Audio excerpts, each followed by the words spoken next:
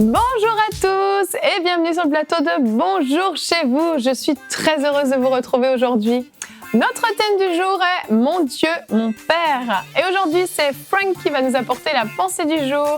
Et ensuite, dans la rubrique famille, notre nouvelle chroniqueuse officielle, Nadine, nous parlera de l'importance du rôle du père dans le foyer. Voilà, vous connaissez le programme, je vais retrouver les chroniqueurs.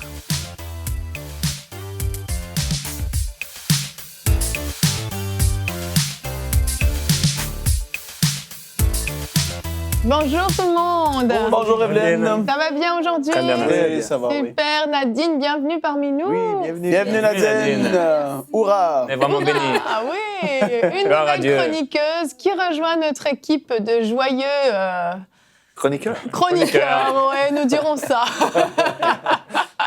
Donc Nadine, tu es Nadine Kabouya, je vais dire ton nom en entier. Je pense que les téléspectateurs te connaissent parce que tu es quand même déjà venue dans Bonjour chez vous, dans Paroles de femmes. Mais tu es l'épouse du pasteur Omer Kabouya et vous servez tous les deux ensemble dans l'église qui a été fondée par ton beau-père, le pasteur Joseph Kabouya, l'église La Citadelle à Montréal depuis pas mal d'années, j'imagine. Cette année, l'église a fêté ses 22 ans. C'est 22 ans, wow. Félicitations. Félicitations. Donc Nadine, tu fais partie de l'équipe, une nouvelle chroniqueuse. Donc les téléspectateurs vont te voir régulièrement avec nous. Et on est super contents de t'avoir avec nous. Bienvenue dans Bonjour chez vous. Merci. Aujourd'hui, nous allons parler de Dieu qui est certainement notre Dieu, mais qui est aussi notre Père. Et certaines personnes n'ont peut-être pas encore eu cette révélation de la paternité de Dieu, de cet amour de Père, de ce cœur de Père. Et aujourd'hui, on espère que les téléspectateurs vont pouvoir terminer cette émission en ayant reçu justement cette révélation, cette assurance que Dieu est leur Père et qu'ils pourront l'appeler mon Père. Donc on en parle tout de suite dans la pensée du jour.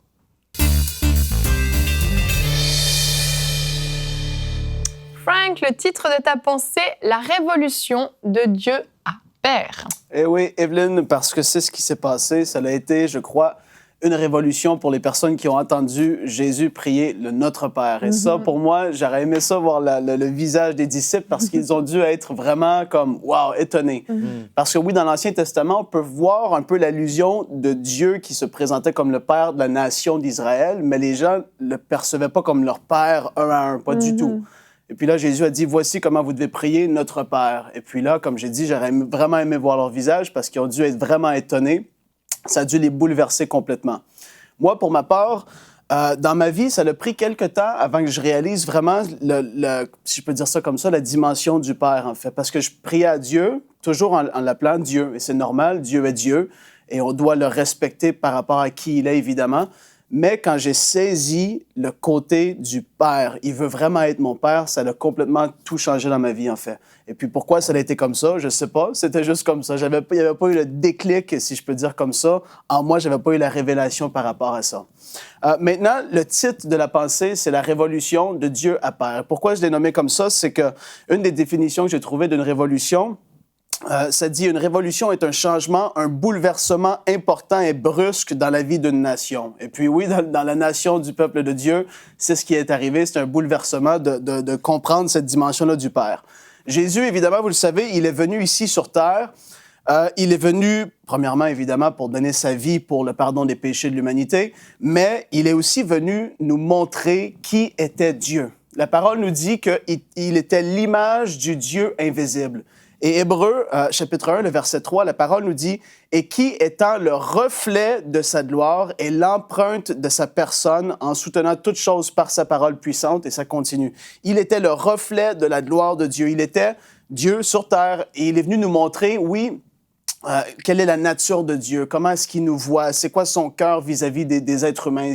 Il est vraiment venu nous démontrer ça, mais il est aussi venu nous montrer comment que nous, on peut avoir une relation avec Dieu le Père. En fait, on peut voir au travers de lui, il est le Fils de Dieu, on peut voir comment Jésus vivait, il parlait constamment au Père.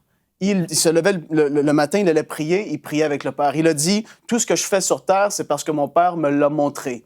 Et lorsque même il était un enfant, la parole nous dit dans Luc 2, verset 49, il leur dit, pourquoi me cherchiez-vous? Ne savez-vous pas qu'il faut que je m'occupe des affaires de mon Père? Il était conscient que Dieu, son Père, était là et que lui, il avait quelque chose à faire ici sur terre. Il voulait être un bon intendant de ce que Dieu lui avait confié. Il avait la perception, mon Père, oui, Dieu est Dieu, comme je l'ai dit, mais il a dit, mon Père, il m'a chargé, il m'a donné des choses à faire et je veux les accomplir. Il avait vraiment cette relation-là du Fils avec le Père. Et il prenait au sérieux ce que Dieu lui disait. Ça a commencé, je crois, vraiment à changer la mentalité des personnes qui étaient là. Les personnes ont dû commencer à se dire vraiment, mais wow, c'est quoi qu'il apporte? Comment est-ce qu'il vit cette relation-là avec Dieu? Parce que pour eux, Dieu, c'était le Dieu que, une fois par année, ils allaient offrir des sacrifices pour le pardon des péchés. Dieu, c'était lui qui était comme éloigné, inatteignable, intouchable. Dieu, c'est Dieu. Ils ne savaient pas trop comment s'approcher de lui. C'était complètement différent. Et puis nous, aujourd'hui, dans la Nouvelle Alliance, on a cet accès-là direct à Dieu. On peut l'appeler Père, on peut être près de lui.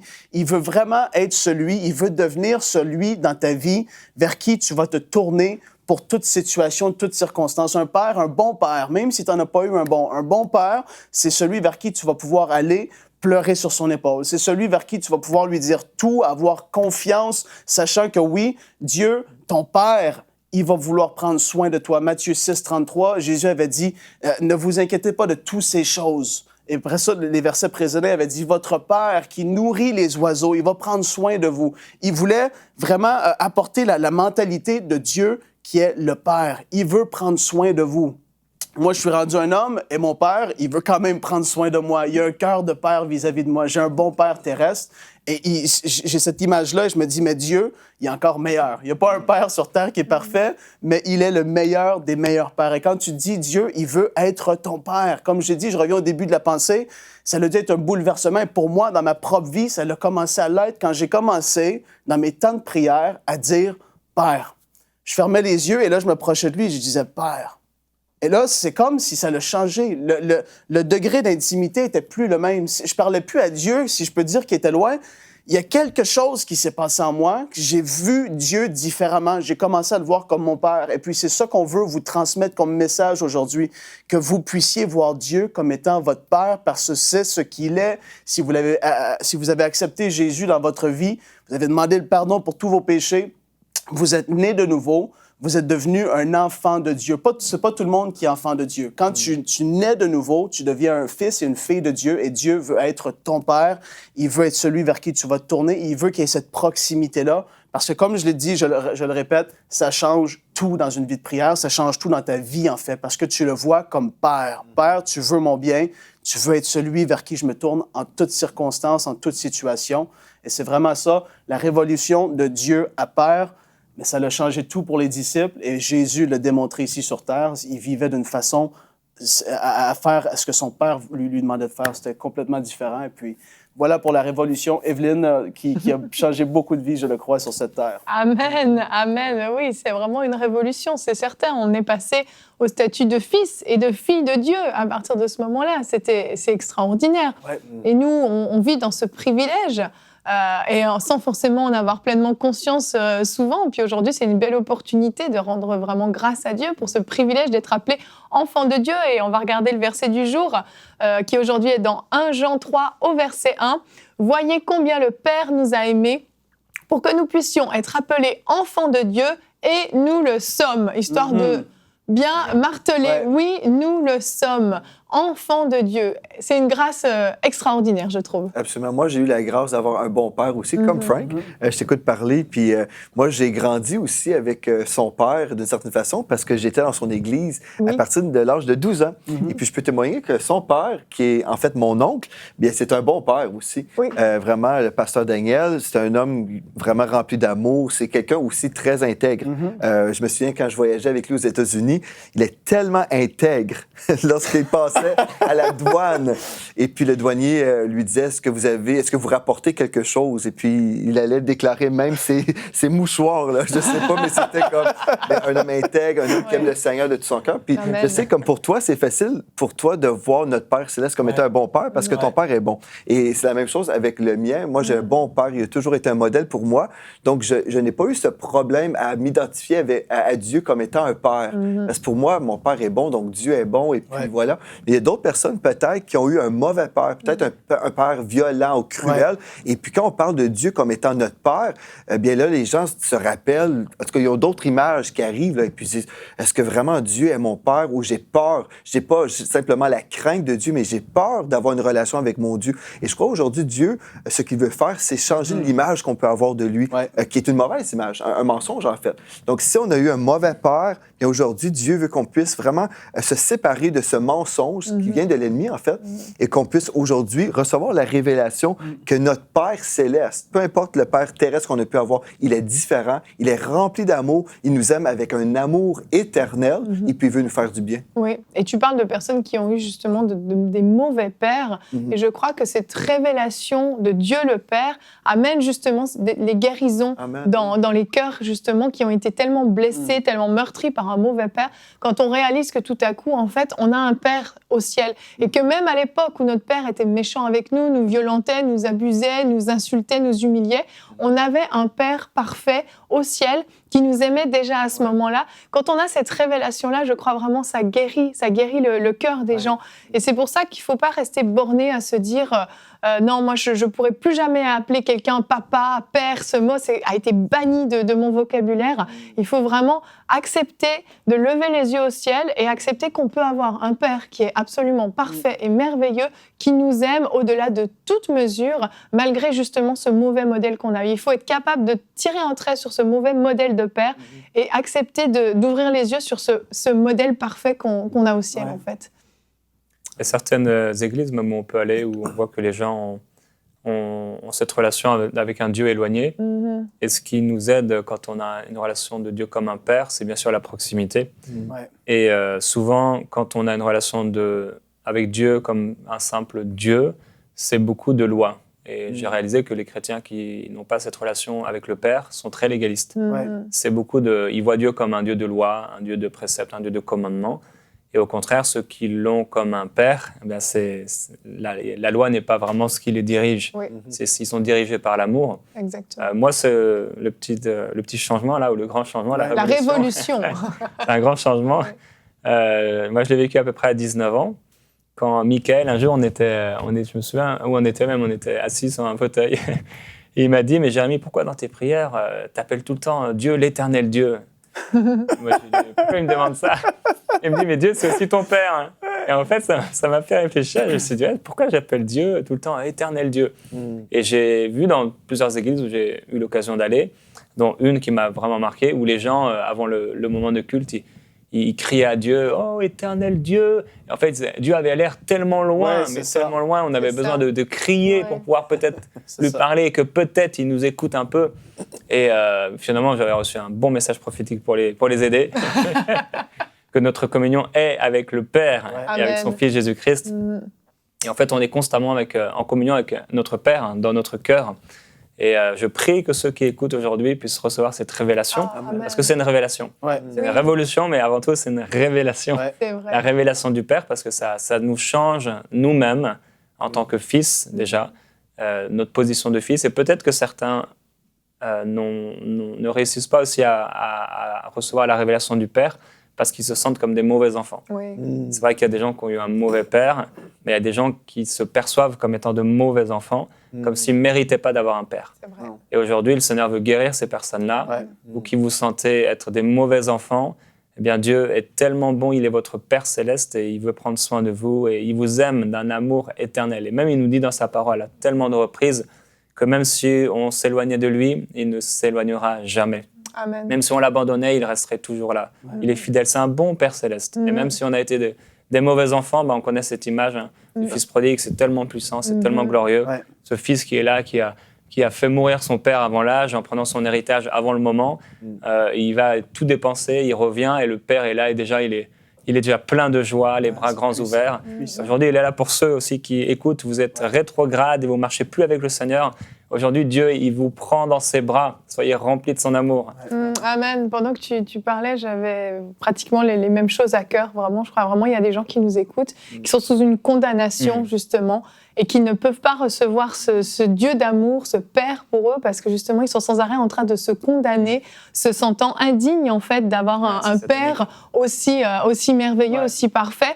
Et c'est une condamnation qui fait qu'il y a une intimité qui ne peut pas se créer dans des temps de prière, dans des moments dans la présence de Dieu. Ça crée un barrage, en fait. La présence de Dieu ne peut pas venir sur ces personnes. Et pendant que tu parlais, j'avais vraiment une image de quelqu'un qui est simplement allongé sur son lit avec un sourire extraordinaire, juste baignant dans cette intimité avec Dieu et recevant cet amour de Père, en fait, avec une totale simplicité. Dieu est un Dieu très simple. Il n'est pas dans tout un tas de protocoles. Et justement, quand on appelle Dieu éternel, Dieu tout-puissant, Dieu des armées, c'est vrai, on peut dans des temps d'adoration l'adorer de cette façon-là, parce que c'est une façon d'adorer. Mais quand on entre dans cette intimité, qu'on l'appelle simplement Père, et parfois juste dire Père, Papa, l'appeler simplement Papa, pour certains, le mot Papa peut aussi changer les choses.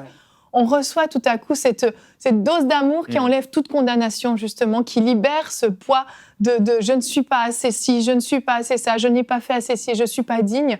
Et ça libère complètement. Et je crois vraiment à la maison, vous pouvez recevoir aujourd'hui cette libération de cette condamnation que le diable a mis sur vous pendant tellement d'années, vous faisant passer complètement à côté de cette relation intime que vous pouvez avoir, un fils, une fille, avec son papa. C'est cette relation-là. Et même si vous arrive de chuter, même si vous n'êtes pas toujours à la hauteur, même si parfois vous désobéissez à Dieu, un bon père, qu'est-ce qu'il fait? Il est là, les bras grands ouverts, toujours prêt, disponible pour ses enfants. Et c'est ce que Dieu veut faire vraiment pour vous.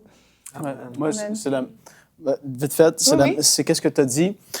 C'est exactement ça ce que je voyais, c'est les personnes dans l'intimité, dans l'adoration même. Et de passer des temps, même juste comme à l'église, le fait d'être là et de pouvoir adorer Dieu de tout ton cœur, quand tu n'as pas saisi ce niveau d'intimité-là, comme de père, comme tu dis, moi, je l'ai vu par expérience, les gens sont comme bloqués, ils n'arrivent pas à rentrer dedans, c'est plus difficile, ils n'ont pas vécu cette intimité-là avec Dieu le Père. Puis ça, il faut que ça casse, il faut que ça brise, parce que les gens, ça reste, tu l'as vraiment bien dit, Jérémie, je voulais le dire, ça reste dans une quête de rechercher Dieu qui est loin, mais pourtant, il est tellement proche, mais en fait, le Saint-Esprit est en nous, tu sais, ça change tout quand tu saisis l'intimité de Dieu le Père. Tu deviens que tu l'adores avec un nouveau zèle. C'est plus pareil quand tu lui parles. Ça change tout. Et comme te dit Michael, quand il prie juste pour sa nourriture, il dit « Père ». Et là, tu sais qu'il parle à son Père. Il y a vraiment... Ça, c'est bien. Ça m'a marqué aussi dans sa vie, moi, ce côté-là du Père. C'est super, vraiment. Ouais, vraiment. Gloire à Dieu. Recevez vraiment cette révélation pour vous emmener à cette révolution. Amen. On va rester dans le domaine du Père, on va partir dans le domaine du Père spirituel et naturel avec toi Nadine dans la rubrique famille.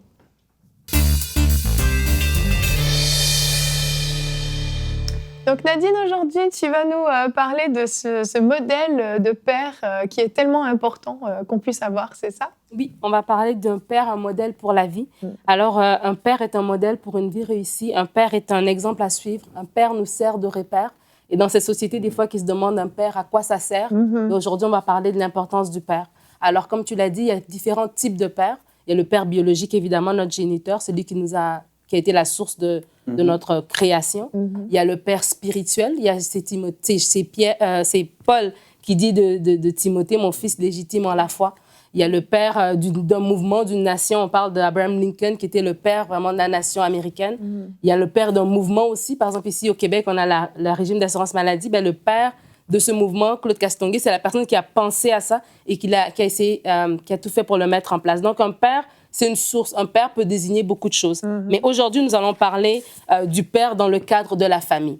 Donc, c'est vraiment important de réaliser l'importance du père dans une famille parce qu'on met beaucoup l'accent sur le rôle de la mère, qui est un rôle aussi important parce qu'il part déjà dès la conception. La mère, elle vit la grossesse. La mère, elle a un lien fort avec l'enfant de par l'allaitement, de par l'accouchement, de par le temps qu'elle passe avec l'enfant. Mais ça ne veut pas dire que le père n'a pas de place. Le père a une place primordiale, cruciale, une place vraiment décisive dans l'épanouissement d'un enfant. Et le rôle du père va au-delà de pourvoir, parce que c'est vrai qu'en tant qu'homme, on peut sentir qu'on a besoin de pourvoir, mais au-delà de pourvoir, il y a la présence qualitative d'un père dans la vie d'un enfant fait toute la différence. Pas juste la quantité de temps, mais la qualité du temps qui est passé.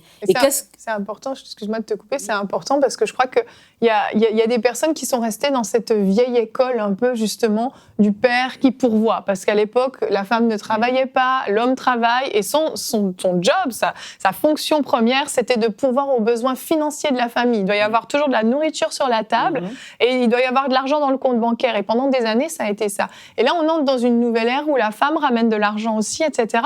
Et je pense qu'il y a des pères qui ont perdu justement un peu leur place, qui ne savent plus exactement comment se positionner. Et je pense, Nadine, avec cette rubrique, tu vas vraiment pouvoir éclaircir un petit peu ce rôle, cette importance du père qui n'est pas juste d'amener de la nourriture sur la table, en fait. Non, vraiment, si vous faites des recherches sur Internet ou même à la bibliothèque, vous allez voir en psychologie, il y a énormément d'études sur l'importance de la présence d'un père dans une famille. Parce qu'aujourd'hui, il y a de plus en plus de familles monoparentales, soit par les circonstances de la vie, un décès par exemple, ou par un divorce, et les parents n'ont pas gardé contact, et donc l'enfant est pénalisé, n'a pas de relation avec son père.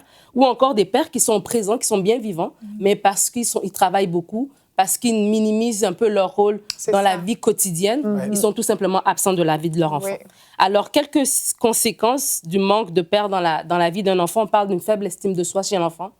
On parle d'un enfant qui n'a pas la présence de son père quotidien et plus prompt à l'agressivité, parce qu'il a beaucoup de colère internalisée, des moins bons résultats scolaires, et même il est plus susceptible aux mauvaises influences, la délinquance, la drogue, même la promiscuité. Ah oui. Toutes ces études ont été données par rapport aux conséquences de l'absence d'un père dans la vie d'un enfant. C'est important. C'est très important. Et alors, on va se référer à la Bible et on va voir un modèle d'un père qui était présent et les bénéfices de cela. On va voir dans Genèse au chapitre 22, le verset 1 à 8. Je vais vous lire ça rapidement. Ça dit ceci. « Après ces choses, Dieu mit Abraham à l'épreuve et lui dit, « Abraham. » Et il répondit, « Me voici. » Dieu dit, « Prends ton fils, ton unique, celui que tu aimes, Isaac, va-t'en au pays de Morija, et là, offre-le en holocauste sur l'une des montagnes que je te dirai. » Abraham se leva de bon matin, sella son âne, et prit avec lui 2 serviteurs et son fils Isaac. Il fendit du bois pour l'holocauste et partit pour aller au lieu que Dieu lui avait dit. Le 3e jour, Abraham levant les yeux vit le lieu de loin, et Abraham dit à ses serviteurs, « Restez ici avec l'âne, moi et le jeune homme, nous irons jusque-là pour adorer, et nous reviendrons auprès de vous. » Abraham prit le bois pour l'holocauste, le chargea sur son fils Isaac, et porta dans sa main le feu et le couteau, et ils marchèrent tous 2 ensemble.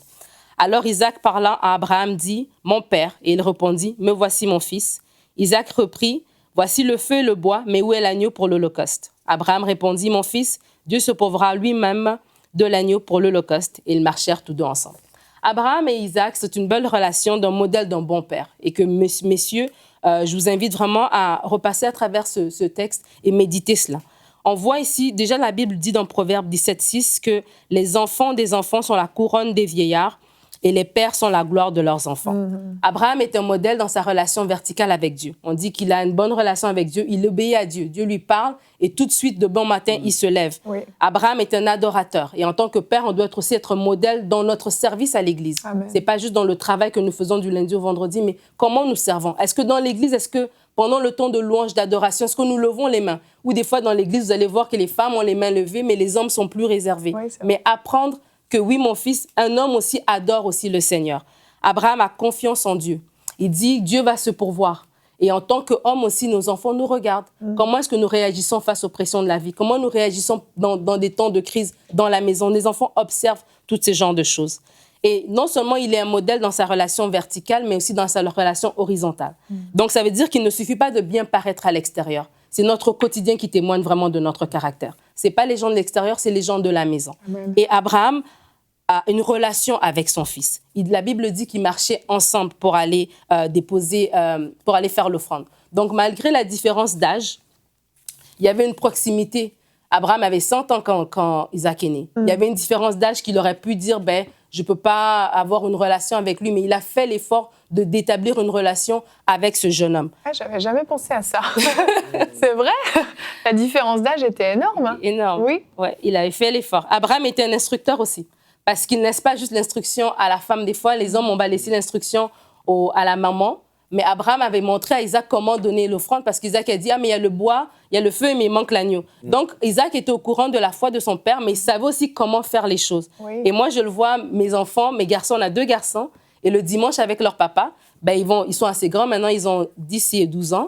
Et ils vont s'habiller, ils vont sortir leurs vêtements le samedi soir. Et le dimanche, ils vont dire, papa, est-ce que ça, je mets avec une ceinture? Non, non, ça, tu enfiles pas. Il va dire, il met ses chaussures. Oh non, ça, tu n'as pas besoin de chaussettes. Tu utilises un chausse-pied. Il va lui montrer des choses au quotidien. Ce n'est pas juste des grandes révélations, mais dans la vie quotidienne, un père est impliqué dans la vie de ses enfants et lui montre les choses. C'est bien ça. Abraham est aussi un confident. Un père est un confident parce qu'Abraham a dit à ses serviteurs, restez ici, moi et le jeune homme, nous allons continuer. Il y a des choses dans la vie, en tant que père aussi, qui doivent prendre le bord, comme on dit à Québécois, il y a un seuil qu'ils ne doivent pas franchir. En tant que père, l'importance ou l'investissement qu'on a dans la vie de nos enfants doivent savoir qu'il y a un territoire qui leur est réservé. En tant que père, tu peux dire, le cellulaire, après une certaine heure, ne rentre pas. C'est aussi un serviteur. Le portable, c'est ça, le portable pour ceux qui écoutent de la France. Les amis ou les membres de l'Église. Il doit y avoir un temps que nos enfants doivent savoir que le samedi, c'est ma journée avec papa. Ou bien après 18h, papa, j'ai l'exclusivité de son temps. Et aussi, il y a une chose aussi qui est très importante à savoir, c'est qu'être un père, oui, c'est une position d'autorité, mais c'est aussi une grande responsabilité. Oui. C'est une énorme responsabilité. Comme on a dit, la différence d'âge n'a pas empêcher Abraham d'avoir une proximité avec son fils. Et même, des fois, aussi la différence de tempérament. Il y a des papas qui peuvent dire, mais je le comprends pas, sa maman le comprend mieux. Et on utilisait ça comme une excuse pour ne pas s'investir dans la vie de leur enfant. Abraham était riche, mais ça ne l'a pas empêché d'avoir une relation de proximité avec son fils. Les cadeaux ne changent pas la présence d'un père. Amen. Les jouets, les biens matériels ne remplacent pas le day-to-day, le quotidien qu'on peut vivre avec son enfant. Et c'est très important. Vraiment, comme je vous dis, c'est primordial, c'est crucial, c'est vital au développement, à l'épanouissement d'un enfant que la présence de son père. Alors, pour terminer, je vais vous partager 2 petits témoignages. Tout d'abord, je parlais aux adultes qui souffrent de l'absence d'un père. On a dit au début de la rubrique qu'il y avait différents pères. Il y avait des pères spirituels, il y avait aussi des pères biologiques. Et j'avais parlé ici, il y a quelques temps, on avait fait une série sur la joie. Et j'avais parlé que j'avais perdu mon père biologique à un âge quand même assez crucial, un âge où je devenais une femme, où j'avais des questions. Et Dieu, dans sa grâce, m'a permis d'avoir d'autres pères. Le père n'est pas seulement un père biologique. Peut-être vous écoutez, vous n'avez pas d'enfant biologique et vous ne vous sentez pas concerné. Mais vous pouvez être un père pour un jeune dans l'Église qui, lui, a besoin d'encadrement. Vous pouvez être un père dans votre communauté. Et moi, j'ai eu la chance d'avoir 3 pères qui ont pris la place, je dirais, de mon père biologique quand il est parti. Comme je disais, c'était un âge crucial. Et quelques années après le décès de mon père, je me suis mariée. Et mon grand-père, qui était biologiquement, c'est l'oncle de mon père, il est rentré avec moi à l'église. Il a pris ce rôle de père. Ah ben le voilà. Il a pris ce rôle de père et est rentré avec moi à l'église. C'était magnifique. Et pendant les années, les presque 20 ans qui ont suivi, il a servi ce rôle de père. Il a pu me renseigner sur, quand j'avais des questions sur la culture, sur la famille, les valeurs de chez nous. Donc il a pu remplir ce rôle-là que mon père aurait dû faire, mais qui n'était pas là. Et bon, Dieu, dans sa sagesse et sa souveraineté, l'a repris il y a quelques semaines de cela. Mais il a été un père pour moi. Et à part lui, j'ai eu mon oncle Didier, qui est le petit frère de ma mère, qui aussi était un père qui m'a appris comment faire un CV, qui m'a appris comment faire des impôts. Pour dire, oui, tu peux aller chez le comptable, mais comment est-ce que tu calcules tes impôts? Qui m'a appris comment faire une entrevue. Quand j'avais ma première entrevue, il m'a fait asseoir, il m'a posé des questions. Et puis, on a fait une entrevue ensemble, qui m'a guidée quand je devais aller à l'université, quel cours prendre. Donc, c'est aussi un père dans un certain domaine. Et évidemment, dans la vie spirituelle, si on a parlé de Paul et de Timothée, j'ai mon beau-père, le docteur Kabouya, qui était un père pour moi parce que quand je suis arrivée à l'église, j'avais 13 ans. Et donc, j'ai grandi dans l'église. Avant d'être sa belle-fille, j'étais juste une membre de l'église, ne sachant pas qu'un jour, nous serons dans la même famille. Et il m'a baptisée. C'est lui qui m'a baptisée.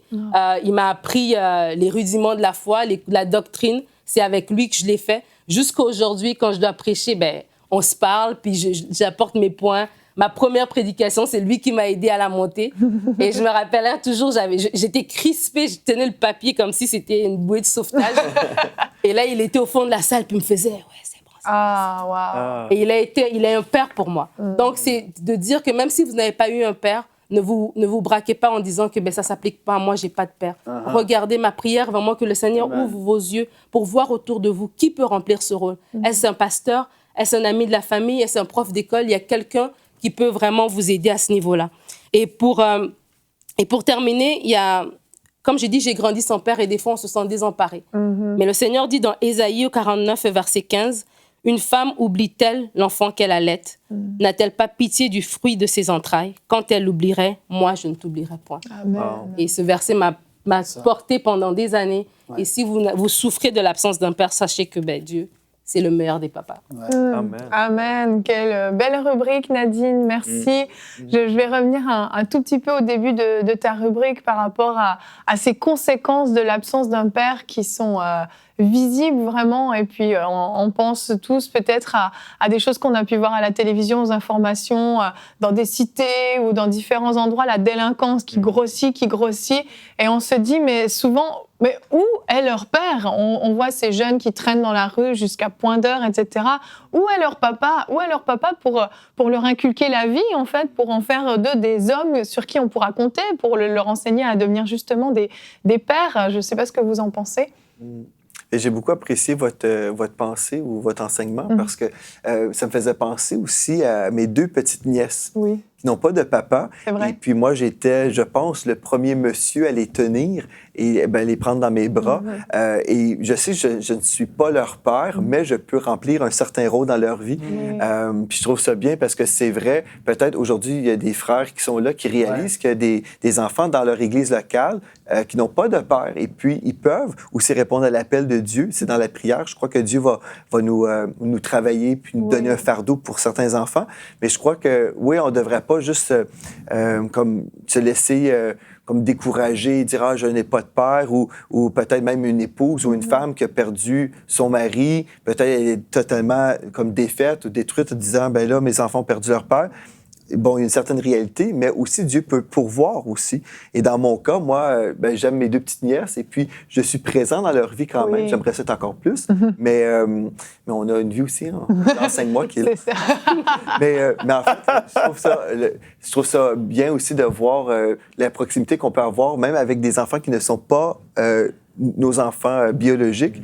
Et je crois que peut-être plusieurs personnes aussi qui sont là aujourd'hui peuvent réaliser que peut-être Dieu va se servir de leur vie pour être une bénédiction pour un enfant ou des enfants. La paternité dépasse vraiment les liens du sang. Il ne s'agit pas juste de liens du sang, puisqu'on l'a dit, il y a des pères biologiques qui ne sont même pas des pères, qui ne méritent même pas le titre de père, il faut le dire. Et on a d'autres qui n'ont aucun lien de sang, puis finalement qui deviennent vraiment des vrais pères dans la vie de certains enfants, même certains adultes. Je crois qu'on a besoin d'un père toute sa vie.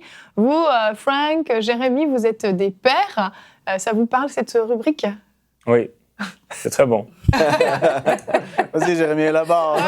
Élabore, il y a quelque chose dans ton cœur. C'est sûr qu'il y a quelque chose, mais il faut être patient, Jérémy. C'est ça, ça sort. C'est ça, les pères. Pour aider les pères à bien remplir leur rôle, il y a un magnifique livre dans la parole de Dieu qui s'appelle les Proverbes. Dans les Proverbes, on voit que ce n'est pas seulement la maman, même si elle est là avec ce rôle d'instruction, mais le père est souvent là, en parlant à son fils, mais ça pourrait être à sa fille aussi.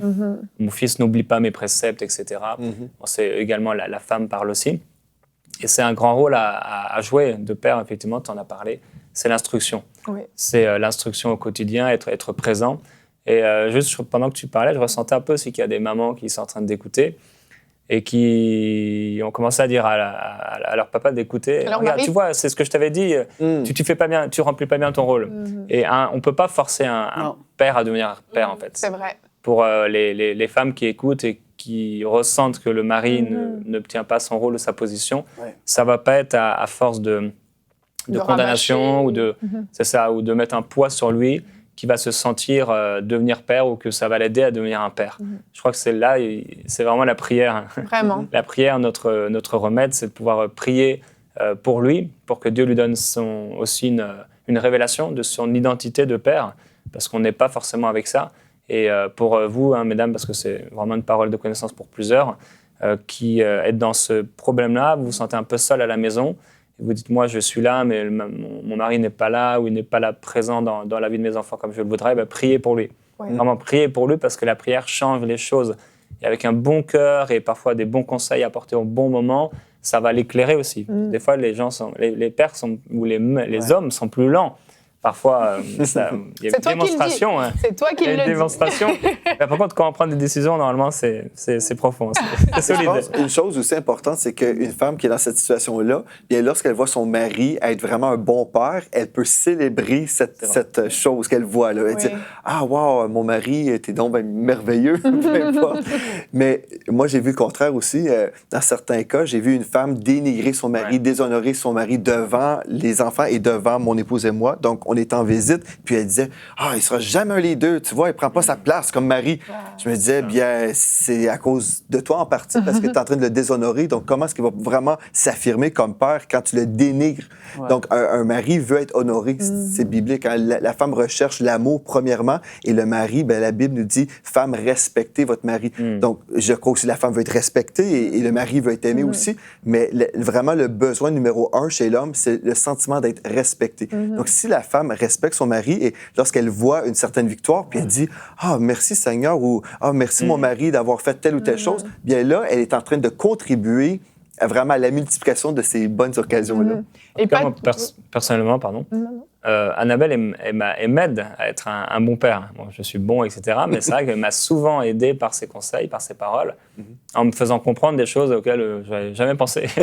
J'aurais jamais pensé à des choses, mais elle est là dans la vie concrète. Et j'ai eu besoin de ses conseils. Ça m'a beaucoup aidé, vraiment. Des fois, j'ai eu besoin d'entendre ces choses-là. Je pense que pour plusieurs pères qui nous regardent, la charge est lourde parce qu'être un père, c'est vraiment une responsabilité, comme tu dis, Nadine. Oui. Puis moi, au début de mon premier fils, je me rappelle, il y avait 3 semaines, c'était un bébé, je m'étais dit, là, c'est sérieux, là. Là, je me rappelle de la scène. Non, mais c'est sérieux. Puis il y en a qui sont jeunes, ils ont 25, 30, 35 ans qui nous regardent et ils disent, mais la charge est lourde parce que tu te sens que tu as toute la pression du monde sur toi et tu te dis, j'ai mis quelqu'un au monde, dans ce monde, et puis là, je dois le diriger comme il faut. Et c'est à vie. Et puis, c'est pour la vie. Puis il y en a beaucoup qui disent aujourd'hui, j'ai souvent entendu ça, pourquoi j'aurais des enfants dans le monde dans lequel on vit aujourd'hui? Puis tu te dis, mais tu as un enfant, mais je veux t'encourager à prier. Parce que c'est là que Dieu va te donner la grâce, il va te donner les stratégies pour ton fils ou ta fille, peu importe c'est qui ou comment que tu en as. Et tu t'es appelé à être un repère, à être quelqu'un vers qui ils vont se tourner quand ils vont être adolescents. Ils vont dire, papa, lui, il agit comme ça. Maman est comme ça si vous êtes une mère aussi. Mais surtout pour les pères, aujourd'hui, tu es appelé à être un exemple, un modèle, comme Paul l'a été pour Timothée. Il disait, suis mon modèle, suis qu'est-ce que je fais. Vraiment, je veux t'exhorter à prier parce que Dieu t'appelle à monter dans un autre niveau dans ta vie de papa. Vraiment, il veut faire quelque chose dans ta vie, vraiment.